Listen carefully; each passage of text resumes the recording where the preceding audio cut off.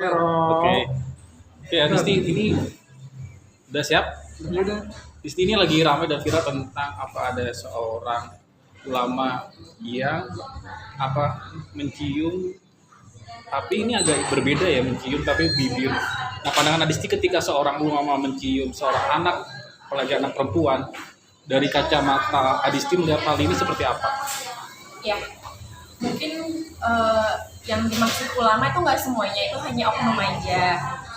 Jadi yang saya tahu juga ya, yang namanya manusia itu kayak kita kalau dari sisi positifnya ya, mungkin dia ada jiwa kebapaan atau suka dengan anak kecil, tapi memang cara dia itu tetap salah. Karena kalau yang saya lihat itu ciumnya itu, mohon maaf ya, nggak cuma di kening atau di pipi, tapi di bagian ini juga kan.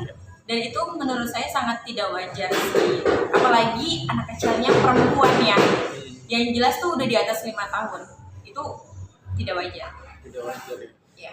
Apalagi ini ada risih juga pasti ya, ketika seorang anak diperlakukan seperti itu kan pasti ada rasa risihnya. Seorang anak diperlakukan ketika dicium seperti itu, menurut Adisti setuju nggak tentang hal itu?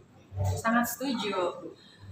Sebenarnya anak itu kalau misalkan kita ayomi, ada cara yang dimana nggak harus untuk mencium, mohon maaf ya, bibir. Yeah. Itu bukan yang diayomi yang dengan hal baik sih, dan itu akan berpengaruh ke anaknya sih. Jadi sebenarnya terlepas dari pandangan masyarakat atau kita, itu kan memang tidak baik ya. Karena kan bukan muhrim walaupun udah masih anak kecil, tapi kan usianya udah di atas 5 tahun. Dan jadi kalau misalkan risih atau tidaknya, anaknya pasti risih. Karena kan kecuali, maaf ya, kalau dia memang mencintai anak kecil atau menyayangi anak kecil, kan bisa dengan melakukan cara, ya beli permen gitu, atau belikan coklat. Kalau untuk cara harus cium bibir, itu harus ditanda tanya sih gitu. Kenapa harus diperlakukan seperti itu? Dan ini kan juga, kasus yang ini kan juga mendapat perhatian dari Wamenak ya, Wakil Menteri Agama, dan juga KPAI yang melihat ini dan mengecam apa yang dilakukan oleh ulama tersebut. Nah, melihat hal yang ini yang dilakukan oleh Wamenak dan KPAI yang mengecam apa yang dilakukan oleh seorang kiai ulama, pendapatnya seperti apa? Setuju nggak kalau ini mendapat kecaman terhadap ulama tersebut? Setuju. Lebih ke kencamannya terkait masalah cium di bibir ya, maaf. Itu sih lebih utama garis bawahnya, karena apalagi kan kalau orang tuanya melihat ya, siapa sih yang mau walaupun dia sebagai seorang ulama, tetap dia laki-laki dan anaknya perempuan, itu di atas 5 tahun tuh menurut saya yang ibaratnya udah tidak wajar harus dicium. Jangankan untuk bibir ya, sebenarnya untuk pipi aja tuh kurang etis sih menurut saya. Jadi kayak yang tadi saya bilang, mungkin lebih, maaf ya, itu oknum ya. Mungkin lebih dia harus mengajarkannya lebih ke sesuai dengan ajarannya, kayak tentang agama, tentang bagaimana, pokoknya tentang semua tentang agama ya. Dan bukan tentang yang dimana dia memperlakukan seorang anak kecil dengan cara ya, entah itu karena dia gergetan, tapi tetap itu salah sih. Dan ketika apa yang dilakukan oleh seorang kiai tersebut atau gus tersebut akan mencederai nama baik dari ulama tersebut nggak, apa yang telah dilakukan olehnya, dan permintaan maaf yang telah dilakukan apakah itu sudah cukup menurut Hadis? Sebenarnya cukup sih, karena kan maaf ya, kalau bicara tentang agama ya Allahnya maha pemaaf gitu. Terkecuali ini kan memang sebenarnya walaupun cium di bibir itu kan kurang etis, tapi terkecuali kalau sampai benar-benar melakukan, maaf ya, kasarnya kayak pencabulan gitu ya, itu wajib untuk dilakukan sanksi berat, karena itu sangat merusak masa depan anak-anak. Tapi kalau sebenarnya kalau cium bibir juga itu nggak wajar ya, tapi itu mungkin kehilapan atau kegergetan seorang ulama, kita nggak tahu hati dia seperti apa, tapi tetap salah. Jadi anggaplah kencaman itu sebagai pelajaran buat dia, supaya dia itu tidak melakukan hal seperti itu lagi. Saya setuju. Oke. Ya. Setelah beredar video tentang dia mencium anak di bawah umur, dia meminta maaf melalui sosmed dia. Tanggapan kamu seperti apa sih setelah banyak teguran dari apa tadi KPAI, KPAI dari Wamenak. dari Wamenak, akhirnya dia meminta maaf lewat sosmed dia. Gimana tanggapan kamu?